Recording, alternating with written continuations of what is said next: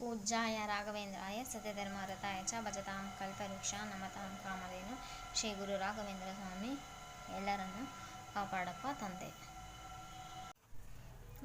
First ಒಂದು mixing bowl ತಗೊಂಡು ಮೈದಾ ಹಿಟ್ಟು ಹಾಕೋಬೇಕು. ಮೈದಾ ಹಿಟ್ಟು ಹಾಕ್ಕೊಂಡು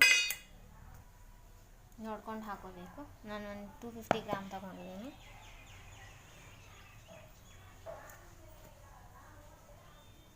ನಾನು 250 ಗ್ರಾಮ್ ತೊಗೊಂಡಿದ್ದೀನಿ, ಸಾಕಿಷ್ಟು. ನೆಕ್ಸ್ಟ್ ಸ್ವಲ್ಪ ಅಡುಗೆ ಸೋಡಾ, ನೆಕ್ಸ್ಟ್ ಸ್ವಲ್ಪ ಬೇಕಿಂಗ್ ಪೌಡ್ರ್ ಹಾಕೋಬೇಕು. ಓಕೆ, ಸ್ವಲ್ಪ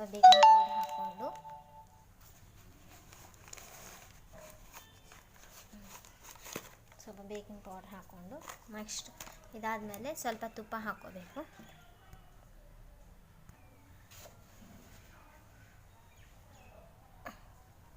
ಸ್ವಲ್ಪ ತುಪ್ಪ ಹಾಕ್ಕೊಂಡು ತುಪ್ಪ ನೋಡ್ಕೊಂಡು ಹಾಕ್ಕೋಬೇಕು, ಯಾಕಂದರೆ ಚೆನ್ನಾಗಿ ಮಿಕ್ಸ್ ಮಾಡ್ಕೋಬೇಕು. ಓಕೆ, ತುಪ್ಪ, ಬೇಕಿಂಗ್ ಸೋಡಾ ಹಾಗೂ ಚೂರು ಅಡುಗೆ ಸೋಡಾ ಇದನ್ನೆಲ್ಲ ಚೆನ್ನಾಗಿ ಹೊಂದ್ಕೊಳಂಗೆ ಮಿಕ್ಸ್ ಮಾಡ್ಕೊ. ಓಕೆ, ಎಲ್ಲ ಚೆನ್ನಾಗಿ ಹೊಂದ್ಕೊಂಡು ನಂತರ ಎಲ್ಲ ನೀಟಾಗಿ ಹೊಂದ್ಕೋಬೇಕು. ಆಮೇಲೆ ಸ್ವಲ್ಪ ನೀರು ಹಾಕಿ ಮಿಕ್ಸ್ ಮಾಡ್ಕೋಬೇಕು. ಓಕೆ, ನೆಕ್ಸ್ಟು ಸ್ವಲ್ಪ ನೀರು ಹಾಕ್ಕೋಬೇಕು.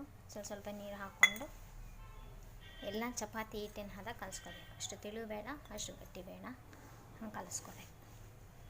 ಓಕೆ, ಇದು ರೆಡಿ ಮಾಡಿ ಇಡಬೇಕು. ಓಕೆ, ಇದು ಎಷ್ಟು ನೆನೆದ್ರೆ ಅಷ್ಟು ಚೆನ್ನಾಗಿರುತ್ತೆ, ಅಷ್ಟೇ, ಏನಿಲ್ಲ. ಹೆಂಗೆ ನೆನೀತೈತಿ ಎಷ್ಟು ನೆಂದ ಅಷ್ಟು ಚೆನ್ನಾಗಿ ಬರುತ್ತೆ. ಓಕೆ, ಚಪಾತಿ ಅಥವಾ ಪೂರಿ ಹದಕ್ಕೆ ಬಂದರೆ ಸಾಕಷ್ಟು. ಎಲ್ಲ ಈ ಹಿಟ್ಟು ಎಷ್ಟು ನೆಂದರೆ ಅಷ್ಟು ಚೆನ್ನಾಗಿ ಇದನ್ನು ಒಳಗಡೆ ಎಲ್ಲ ಈ ಥರ ಮಾಡ್ಕೋಬೇಕು. ಓಕೆ, ಈ ಥರ ಮಾಡ್ಕೊಂಡಂಗೆಲ್ಲ ಒಳಗಡೆ ಈ ಥರ ಪದ್ರ ಬರುತ್ತೆ. ಓಕೆ, ಎಷ್ಟು ಸಾಧ್ಯ ಅಷ್ಟು ಈ ಥರ ಮಾಡ್ಕೊಂಡ್ರೆ ಹಿಂಗೆ ಬರಬೇಕು. ಈ ಥರ ಒಳಗಡೆ ಎಲ್ಲ ಈ ಥರ ಪದ್ರ ಬರಬೇಕು. ಇದು ಬಾದುಷಾ ಎಲ್ಲ ಜ್ಯೂಸಿ ಆಗಿ ಬರಬೇಕಂದ್ರೆ ಈ ಥರ ಬರಬೇಕು, ಹಿಂಗೆ ಒಳಗಡೆ. ನೆಕ್ಸ್ಟ್ ಈ ಕಡೆ ನೆಕ್ಸ್ಟ್ ಎಲ್ಲದೂ ಇದೇ ರೀತಿ ಮಾಡ್ಕೋಬೇಕು.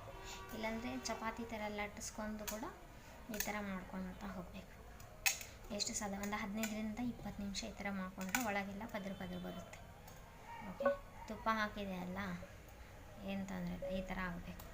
ಹಿಟ್ಟೆಲ್ಲ ಈ ಥರ ಮಾಡ್ಕೊಳ್ಳಿ. ಜಸ್ಟ್ ಒಂದು 5 to 10 ಮಿನಿಟ್ಸ್ ಆದರೂ ಮಾಡ್ಕೊಬೋದು. ಓಕೆ, ಈ ಥರ ಮಾಡಿಕೊಂಡು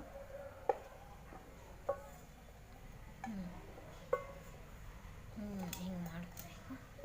ಹಿಂಗೆ ಮಾಡ್ಕೊಂಡು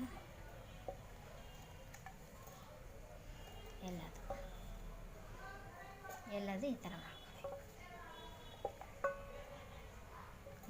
ಥರ ಮಾಡ್ಕೋಬೇಕು. ಒಂದು 5 ಮಿನಿಟ್ಸ್ ಮಾಡಿಕೊಂಡ್ರು ಕೂಡ ಒಳಗಡೆ ಎಲ್ಲ ಪದ್ರ ಬರುತ್ತೆ ಬಾದುಷಾ. ಒಬ್ಬರು ಗಟ್ಟಿಗಾಗಿದೆ, ಯಾವ ಗಟ್ಟಿಗಾಗಲ್ಲ. ಈ ಥರ ಮಾಡಿಕೊಂಡ್ರೆ ಒಳಗಡೆನೂ ಎಲ್ಲ ನೀಟಾಗಿ ಪರ್ಫೆಕ್ಟಾಗಿ ಬೆಂದು ಪಾಕ ಎಲ್ಲ ಹಿಡಿಯುತ್ತೆ. ಈ ಥರ ಬರಬೇಕು ನೋಡಿ. ಎಷ್ಟು ಸಾಧ್ಯ ಅಷ್ಟು ಮಾಡ್ಕೋಬೇಕು. ಹಿಟ್ಟು ತೊಗೋಬೇಕು.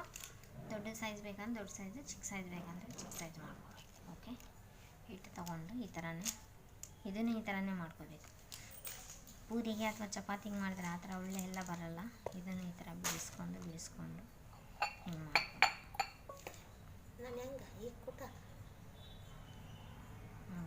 ಓಕೆ, ಈ ಥರನೇ ಮಾಡ್ಕೊಂಡು ಹಿಂಗೆ ಒಳಗೆಲ್ಲ ಪದರ ಬರಬೇಕು. ಓಕೆ, ಒಳಗೆಲ್ಲ ಯಾಕೆ ಬರೋಲ್ಲ, ಪದರ ಬರುತ್ತೆ. ಓಕೆ, ಒಳಗಡೆ ಎಲ್ಲ ನೀಟಾಗಿ ಬೆಳೆಯುತ್ತೆ. ನೆಕ್ಸ್ಟ್ ಇವಾಗ ಸ್ವಲ್ಪ ಈ ಥರ ಮಾಡಿಕೊಂಡು ಶೇಪ್ ನೋಡಿಕೊಂಡು ಮಾಡ್ಕೋಬೇಕು. ಅಷ್ಟೇ, ಏನಿಲ್ಲ. ದೊಡ್ಡ ಸೈಜ್ ಬೇಕಂದ್ರೆ ದೊಡ್ಡ ಸೈಜ್, ಚಿಕ್ಕ ಸೈಜ್ ಬೇಕಂದರೆ ಚಿಕ್ಕ ಸೈಜ್ ನೋಡಿ. ಯಾವ ಥರ ಬೇಕಂದರೆ ಆ ಥರ. ಇದು ದೊಡ್ಡ ಸೈಜ್ ಇದೆ, ಇವೆಲ್ಲ ಚಿಕ್ಕ ಸೈಜ್ ಇದೆ. ಓಕೆ, ಸೈಜ್ ಯಾವ ಸೈಜ್ ಆದರೂ ಮಾಡ್ಕೊ. ಎಲ್ಲ ಸೈಜು ಮಾಡಿರ್ತೀನಿ ನಾನು. ಓಕೆ, ಇದು ರೆಡಿ ಇದೆ. ನೆಕ್ಸ್ಟ್ ಇದನ್ನು ರೆಡಿ ಇದೆ.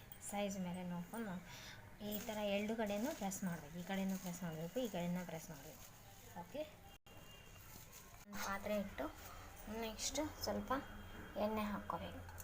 ಇದು ಡೀಪ್ ಫ್ರೈ ಮಾಡಬೇಕಲ್ಲ, ಡೀಪ್ ಫ್ರೈ ಮಾಡೋಕ್ಕೆ ಎಣ್ಣೆ ಹಾಕ್ಕೋಬೇಕು. ಒಂದು ನಿಮಿಷ ಎಣ್ಣೆ ಹಾಕ್ಕೊಂಡಾಗಿದೆ. ಎಣ್ಣೆ ಬಿಸಿ ಆಗಲಿ. ಎಣ್ಣೆ ಬಿಸಿ ಆದರೆ ಅವನ್ನ ಫ್ರೈ ಮಾಡೋಕ್ಕೆ ಬರುತ್ತೆ. ಏನು ಅರ್ಜೆಂಟ್ ಇಲ್ಲ, ಎಣ್ಣೆ ಬಿಸಿ ಆಗಲಿ. ಓಕೆ, ಎಣ್ಣೆ ಬಿಸಿ ಆಗಿದೆ ಅಂತ ಸ್ವಲ್ಪ ಸಾಂಪಲ್ ಹಾಕಿ ನೋಡೋಣ.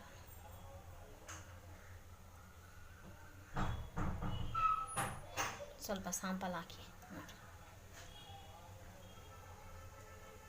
ಎಣ್ಣೆ ಕಾದಿಲ್ಲ, ಕಾಯಲಿ. ಲೋ ಫ್ಲೇಮೇ ಇಟ್ಕೋಬೇಕು. ಎಣ್ಣೆ ಬಿಸಿ ಆಗೋವರೆಗೂ, ಬೇಕಂದರೆ ಹೈ ಫ್ಲೇಮ್ ಇಟ್ಕೊಳ್ಳಿ. ಎಣ್ಣೆ ಸ್ವಲ್ಪ ಕೂಲ್ಡ್ ಆದಮೇಲೆ ಲೋ ಫ್ಲೇಮ್ ಇಟ್ಕೊಂಡು ಎಣ್ಣೆ ಬಿಸಿ ಆದ ನಂತರ, ಎಣ್ಣೆ ಬಿಸಿ ಆದ್ರೂ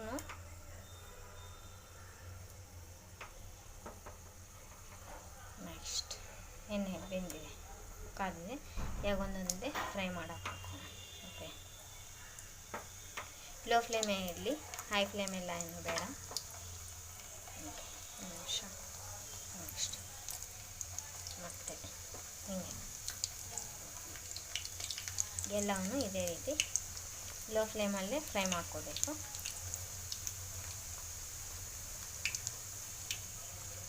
ನೆಕ್ಸ್ಟ್ ಈ ಕಡೆ ಫ್ಲೇಮಲ್ಲಿ ಬೇಯಿಸ್ಕೋಬೇಕು. ಆಮೇಲೆ ಒಂದೊಂದು ಕಡೆ 3 ನಿಮಿಷ ಬೇಯಿಸ್ಕೋಬೇಕು, ಆ ಸೈಡ್ ಈ ಸೈಡ್. ಓಕೆ, ನೆಕ್ಸ್ಟ್ 3 ನಿಮಿಷ ಬೇಯಿಸ್ಕೊಂಡ ನಂತರ ಟರ್ನ್ ಮಾಡ್ಕೋಬೇಕು ಎಲ್ಲವನ್ನು. ಇನ್ನೊಂದು ಸ್ವಲ್ಪ ಬೆನ್ನೀಲಿ, ಮಧ್ಯದಲ್ಲಿ ಬೆಂದಿಲ್ಲ, ಹಾಗಾಗಿ ಇನ್ನೊಂದು ಸ್ವಲ್ಪ